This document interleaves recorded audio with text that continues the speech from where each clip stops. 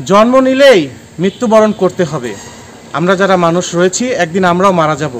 প্রকৃতিতে কিছু মানুষের বসবাস রয়েছে যারা মৃত্যুর পরে তাদের কোনো আত্মীয় পরিবার পরিজন কাউকেই আর খুঁজে পাওয়া যায় না। তাদেরকে বলা হয় বেওয়ারিশ। এই বেওয়ারিশ লাশগুলো অনেক সময় থাকে পচা গলা দুর্গন্ধযুক্ত, বিভৎস। এই বিভৎস লাশগুলির প্রতি সম্মাননা জানিয়ে এই লাশগুলোকে সুন্দরভাবে গোসল করিয়ে দাফন কাফনের ব্যবস্থা করেন রাজবাড়ী জেলার হাফেজ মোহাম্মদ শফিকুল ইসলাম।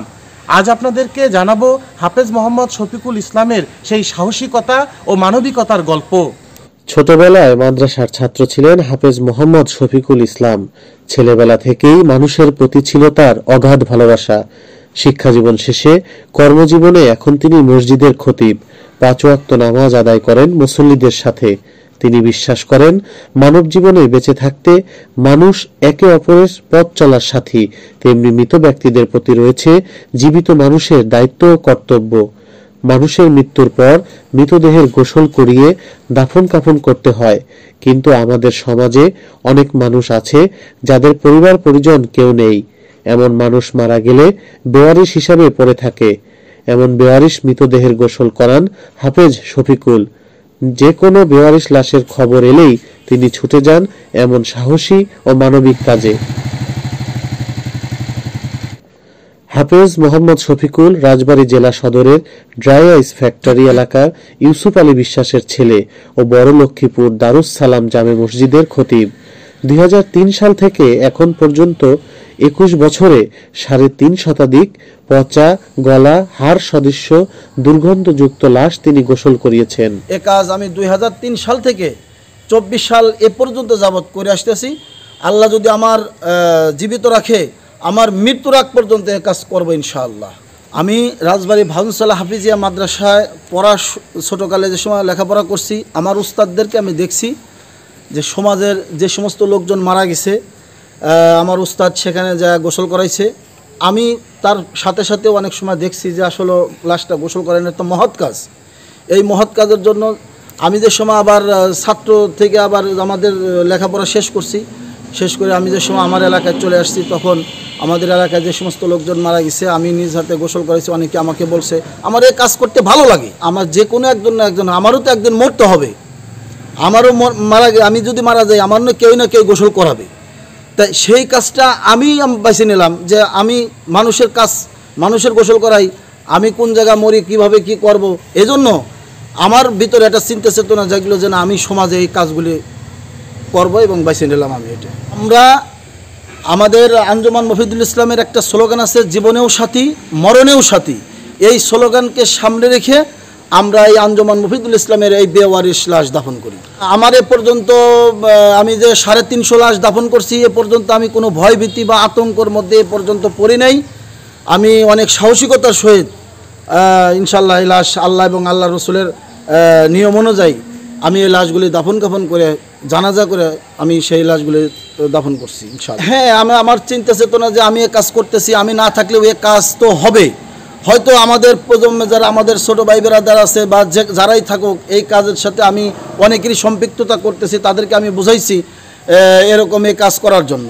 যেরকম আল্লাহ রাব্বুল আলামিন বলছেন, কুল্লু নাফসিন যায়িকাতুল মাউত, প্রত্যেকটি প্রাণীকে মৃত্যুর স্বাদ গ্রহণ করতে হবে। একটা মানুষ মৃত্যুবরণ করতেছে, মৃত্যুবরণ করে এখন এই লাশগুলি তো গোসল করাইতে হবে, দাফন করাইতে হবে। এখন পচা গলার জন্য হয়তো বা অনেকেই সমাজের অনেক লোক আসতে চায় না।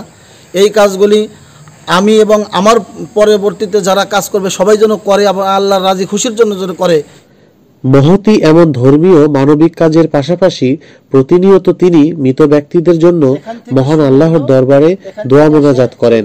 হাফেজ শফিকুলের মানবিক কাজের জন্য ইতিমধ্যে তিনি সকলের কাছে একজন ভালো হৃদয়ের মানুষ হিসাবে পরিচিত হয়েছেন। এই বেওয়ারিশ লাশগুলা, পচাগলা লাশগুলা অত্যন্ত যত্নের সাথে গোসল করান, জানাজা কাজ সম্পাদন করেন এবং সেগুলোকে নিজ হস্তেই দাফন করেন। তিনি সমাজের একজন মানবিক মানুষ হিসেবে আমরা তাকে চিনি এবং জানি।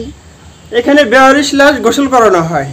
যে লাশগুলি দেখা যায় যে অনেক সময় বিভিন্ন সাইডে পড়ে থাকে, 10 দিন 15 দিন পরে খোঁজ পাওয়া যায়, খোঁজ পাওয়া গেলে নিয়ে আসে। লাশগুলির অনেক সময় হাড়গুড্ডি বেরিয়ে যায়।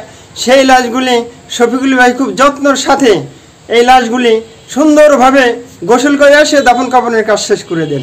অনেক সময় দেখা গেছে এই লাশগুলো দাফন কাফন করার সময় হাত ভরে পোকা চলে আইছে, বড় বড় পোকা হাতে চলে আইছে, তাও আমরা কিন্তু পিছপা হই নাই। কি জন্য? এই ভালো কাজের সাথে আমরা জড়িত আছি, এই আল্লাহর কাছে শুকরিয়া জানাই। হাফেজ শফিকুলের মানব সেবা, ধর্মীয় অনুভূতি ও সাহসিকতার জন্য তাকে ইসলামী জনকল্যাণ সংস্থা আঞ্জুমান মফিদুল ইসলামের সদস্য করা হয়েছে।